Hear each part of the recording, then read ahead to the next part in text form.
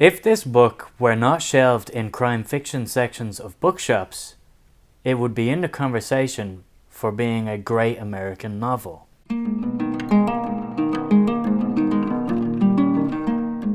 We are here today because Carlos read a book, and Carlos is going to review a book, and I'm here because that book is The Power of the Dog by Don Winslow. And, you know, I can't stay away from that. You said my name in English and that sounds weird. Yeah, I don't know how to say it. Neither do I. Carlos, ¿has leído un libro? Carlos ha leído un libro y se llama El Poder del Perro. Oh, I have one too. Hold it up. That's a very important edition. Do you want to quickly talk about that edition of the book? This is a very special edition because it's the American edition and it's cooler. And also, it was a gift from our dear friend Evie. And it's signed. Who went to Don Winslow's latest book tour event and got it signed. Anyway. You want to see me very overwhelmed opening a box. There's a video of that. Yeah, with questionable audio. Anyway, we're here with another book review, another double book review. We did this for Dorothy B. Hughes' In a Lonely Place. Although this time, you did not read this book this time. This is just one of your favourite books, if not your favourite book. I have settled, I mean, we all know that picking one favourite book is kind of impossible, but if I had to, this is my favourite book of all time. I read it the first time, 12 years ago, when I was 16, and I read like 6 Don Winslow books in a row, and I've read it 2 more times since. The last one was actually a couple of years ago now, like maybe 4 or 5 years ago that I haven't read it, or longer. But I remember it very well, and like I said, I absolutely love it. I think it's a masterpiece, and after 6 years of nagging... So this was my second experience with Don Winslow. First, I read Savages by your suggestion. That at the time I was in my years-long reading slump post master's thesis, where I stopped reading for pleasure, and you gave me Savages because it was short and punchy and somewhat stylized and not very long. And I read it and I didn't love it, and maybe a part of me for the subsequent years was somewhat intimidated by The Power of the Dog because of its breadth and scope and the fact that she loves it so much. However, if you did not see our previous monthly wrap-up, our books video, I read The Power of the Dog and I loved it, and I'm here to talk a little bit about it. And quickly, let's hold up both editions again. To describe what this book is, we're going to keep it non-spoilers. We're going to just talk generally, or I'll talk mostly and she'll supervise. I will smile fondly. Yeah. So this is a review of Don Winslow's Power of the Dog, which is a crime epic. We talk a lot on the channel about different kinds of crime fiction. On our corner of BookTube, which is very fantasy heavy, I think some people have a perception that crime and thrillers are maybe all one and the same, or that maybe they don't read a lot of crime thrillers or whatever, and they think that a murder mystery and a thriller are the same as a crime book or a crime epic. We have videos where we talk about all the differences. This is a crime epic, so it kind of looks at systems, institutions. In this case, it looks at the United States of America as a whole, politically, and its policies around the war on drugs and its relationship specifically with Mexico and its almost destabilization of the left-leaning countries in South America, and how it all centers around the drug trade. And this book is a masterpiece. It's an absolute masterpiece. Objectively speaking, it's a masterpiece. If I remove my personal experience from reading the book, I don't think there's anything I can fault this book on. It's 10 out of 10. 100 out of 100, 5 stars. A few weeks ago, I uploaded a video, another review of Memories of Ice by Steven Erikson, which I also called a masterpiece. And I said at the beginning of that video, oh, I don't call many books masterpieces. And then a week later, I read another masterpiece. And I was like, oh, well, maybe I've just been reading shit books.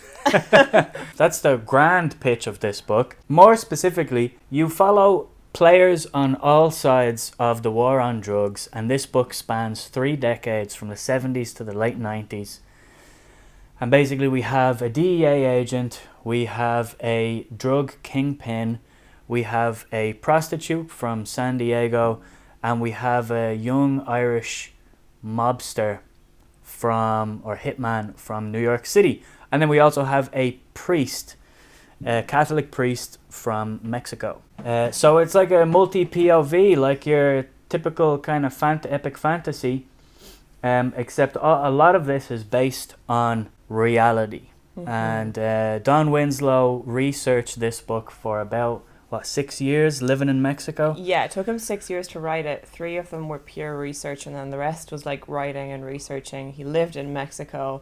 He said in interviews he's been like shot at and stuff. Like he did very, very extensive research, and you can tell. Yeah. Yeah. So I think that comes out in this book. It feels like an authentic book. It feels there is a verisimilitude, to use one of those university words. But it comes out in the dialogue, it comes out in the situations. He uses real historical events in it as well.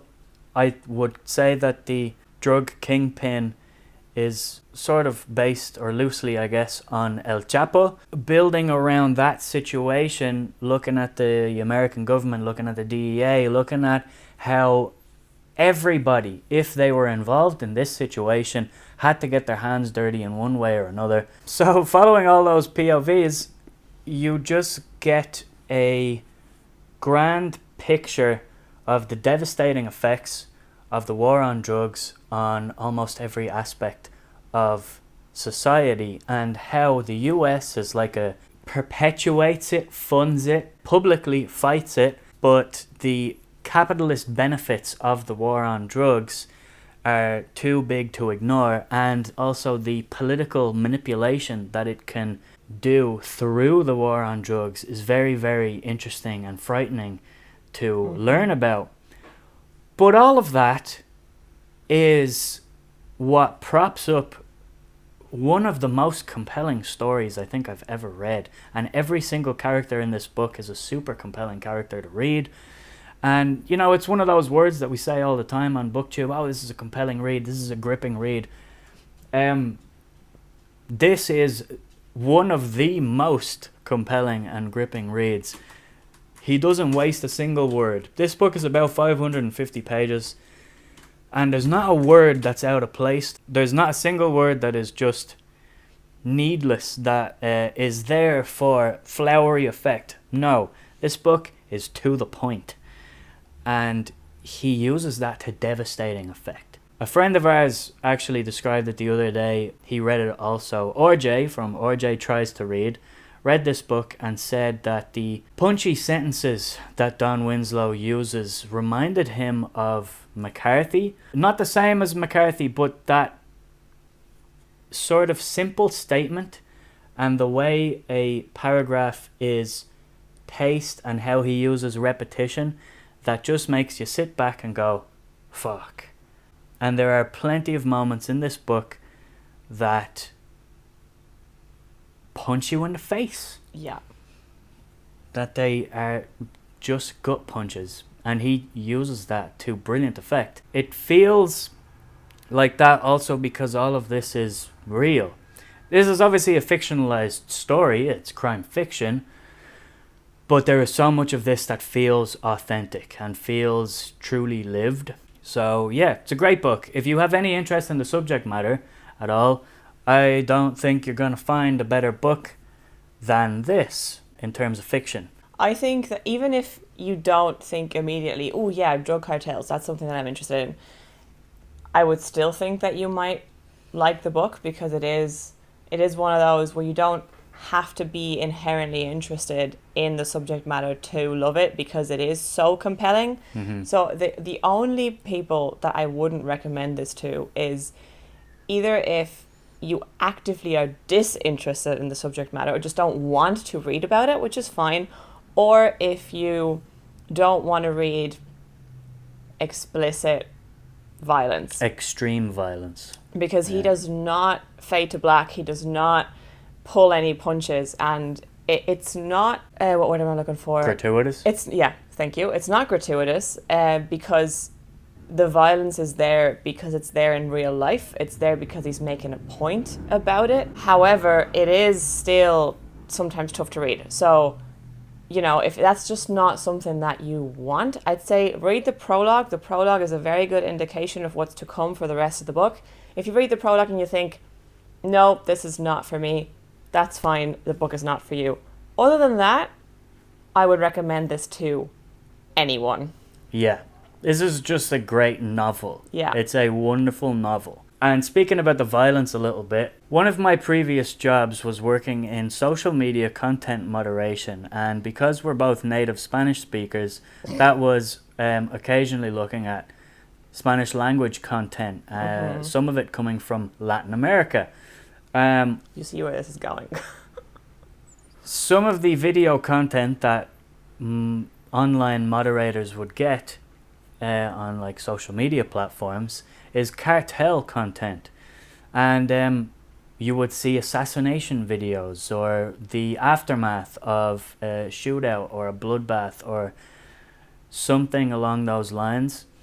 So I've seen my fair share of stuff online, and I would say that Don Winslow accurately depicts some of the horrible, surprisingly creatively violent things that the cartel does to people.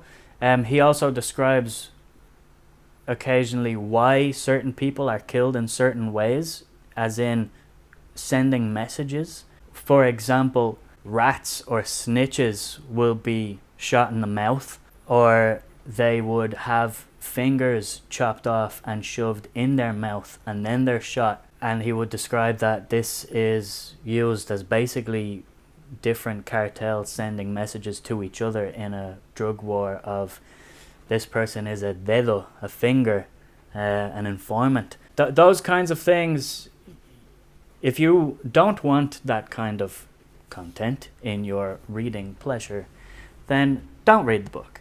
But this is a very, very, very, very good book. Yeah.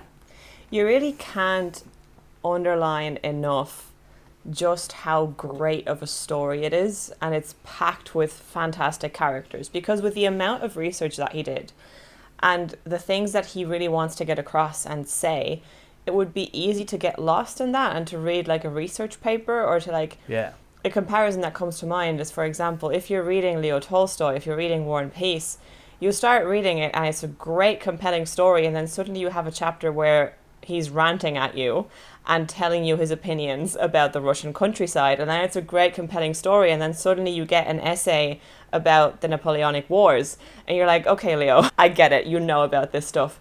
That doesn't happen here. No. He has the perfect balance where this is a fascinating read full of information, but it also just has amazing characters, and it reads like a character-driven story, even though he had the plot first and then populated it with the characters. It doesn't feel like that. You get these POVs that are completely separate to each other to start with, that start interweaving slowly, like in an epic fantasy, to be honest. And each one of them is individually compelling, and he has such a skill to immediately let you know who somebody is. Yeah. Unless he doesn't want you to, and then start stripping them back slowly, and doing that through either very cleverly done exposition, where a lesser author you would roll your eyes at and think, well, this is just shoving a chapter of exposition in here, but he does it in a cheeky kind of way that's very compelling. He's got some influence definitely from Scorsese dialogue, where you'll get a little bit of, like, for example, a character he'll introduce a character and he'll say, Jimmy just wouldn't stop talking about what happened to Frank. Or he'll say it in that dialogue, he'll say, he just wouldn't stop talking about what the fuck happened to Frank isn't cool. And then the next line of dialogue is Jimmy said, what the fuck happened to Frank just isn't cool. And that kind of Scorsese-ism. And he uses those Scorsese-isms kind of mainly when he's introducing characters. So it's not overbearing, it's not all the time. If you're not into that, it's not the prevalent thing. It's just an influence that I noticed as well. And it's an influence that I enjoy. Reminded me a lot of Goodfellas, which also has some similar themes in it of like drug use and that kind of thing. He uses it just enough to give his writing style a bit of flavour. Yeah. But it doesn't become overbearing or like, you know, the dominant style. Yeah. It's just enough that it's very recognisable. Yeah. And to go back to the violence for a second as well, just you mentioned that it's not gratuitous. He uses violence in a way to inform you about the characters as well, and about how the people wrapped up in this situation inevitably get corrupted by it and will be morally corrupted by this situation, and you cannot get involved in this war on drugs. The way it's set up, the way the US government have it perpetuated, you cannot keep your hands clean. And the violence is used in that way to show you the lengths to which some people in the cartel go to be violent. And then also on the US side. So like if you're reading as an American person, for example, and you want to see how the American government is tackling the war on drugs, this is a real eye-opener of a book because, for example, our DEA agent, I think there's a mirrored path going on in the book of our two characters that are foils for each other, kind of a vendetta storyline going on between our DEA agent and the drug kingpin Adan Barrera. He presents them as very different people in their underlying values that drive both of them, and their capacity for evil, basically. And quite often in this book, our DEA agent character, who I guess in other lesser works of this kind could be your good guy, he's far more capable of doing deplorable things than the actual drug lord. Curiously, it made me sympathize quite a lot with the character of Barrera, Adan, in this book. And to use an example of one of the scenes of violence, there's a scene where something horrible has to happen, and Adan Barrera is kind of forced into this situation, but he shows a humanity in him that kind of makes you sympathize with how he feels about what he has to do, but he's roped into this thing where he has to do a horrible thing, or at least witness a horrible thing and make it look like he has orchestrated it just for power. And because there's a certain point where you're so involved in this situation and in this world where you cannot back down. Yeah. It's kind of like you were saying, like you have to get your hands dirty. It's like it's us or them situation. Yeah. That everybody is in far too deep. And that's the biggest strength of the book, actually, is obviously I think all of these people are doing really horrible things, and I would not want to meet any of these people. Absolutely not. But it's so impressive how Don Winslow made me sympathize several times with a drug lord who does deplorable things, and sometimes made me dislike the DEA agent. He looks at just how much corruption in the US government and institutions in the US have led to this war on drugs just being like a dog biting its own tail. It's a never-ending cycle where to the public they might say, oh, we're fighting the war on drugs, we're stopping the distribution of drugs. And yet, when you strip it back, when you dig in deep, which Don Winslow did, they fund it. they profit from it. They gain political power from it. Any countries that they see, and I'm talking about the US as a system, not the people on the ground, but he does this very, very well, where he shows you people on kind of every rung of society and how the effects of this war on drug seep from the top down, and maybe how even the US government condones things or signs off on things that it doesn't realize what it's signing off, because there's corruption everywhere, and there's corruption in the middle. And everyone's just out for themselves. Yeah. So like the DEA, the CIA will have their own agendas, and they all kind of work together to realize those agendas. And there's a lot of political manipulation going on with how the US, any country that they find as a threat or like a communist threat in South America, Central America, even if they're just mildly left-leaning, they'll be labeled as like a communist threat and completely destabilized. And the war on drugs is used as a tool to do that. Yeah. And everybody involved with it is sucked into that. It's like a massive black hole. So it's a real eye-opening book.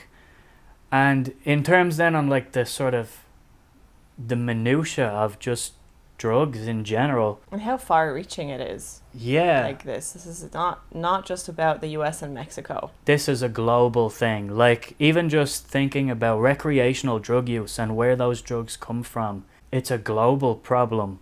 And even just thinking about Dublin, for example, in Ireland, there was a massive heroin epidemic in the 1980s, and the effects of that are still felt today. You can see it in the inner city, that sometimes people have no other option. They have no way out. And that came from that. That came from this perpetual cycle that went on. So, like, it really does make you think about, for example, if you're a person who dabbles in recreational drug use, it might make you think a little bit about how much blood might have been spilled to get those drugs in that situation. Yeah. And I think especially if you witness drug use in privileged areas, especially in privileged areas, how that stuff probably originates from extreme violence and extreme poverty and a lot of blood being spilled. And how even just I walk outside my front door in inner city Dublin and I see heroin being shot up on a street corner, and those people have no way out, and the system keeps them there because it's used as a tool of almost suppression of the lower classes, and how the rich just keep getting richer because of it. And they'll say that we'll tackle this problem. It just makes you think about all of these things, because he shows you every rung on that almost ladder of society. Yeah. And it's just a very thought-provoking book. It really is. Honestly, I think this is kind of the most effective anti-drug, anti-recreational drug use tool that you could give a young person. Like, I don't know if this is still a thing, I would assume so, but when I was in school, we'd get talks every couple of months. Somebody would come in and tell us, kids, don't do drugs. They're bad for you, and they're also illegal. And the problem with that is that young people don't care about what's bad for them because they think they're going to live forever, and they don't care about what's illegal because they think it makes them cool. And those talks are completely ineffective. But if you read this book, maybe you start asking yourself questions like what you were saying. Where does this come from? Am I perpetuating this cycle of violence? Am I participating in it?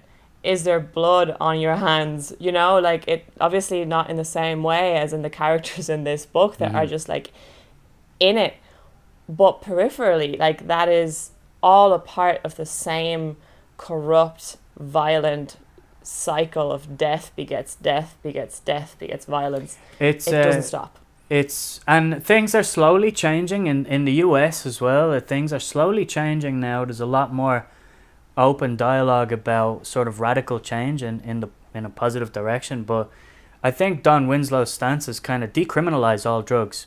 Absolutely decriminalize. and you might solve this problem. If you're decriminalizing it, you take away profit. Yeah, you take the profit away. But he goes into that in this book that profit is... It's too big. It's too big. Yeah. It's probably the most profitable business in the world. Yeah. He wrote an article like maybe 7-8 years ago about what happened when weed was legalized in some states in the US. And the cartel, which is the follow-up to the Power of the Dog. The Power of the Dog is a standalone, but he wrote a follow-up like 10 years later because the situation evolved and he had more to say. So that's the cartel. And there he kind of talks about what happened when the profits were taken away from weed. So yeah, it's very, very interesting. I don't want to get too far into it because we don't want to like spend another hour here, but I might like link it in the description if I find it. Yeah. For you to check out because it's very interesting. And then obviously all the organizations that are just involved in this corruption and in the name of good, and inevitably the Catholic Church are going to get their dirty fingers in there.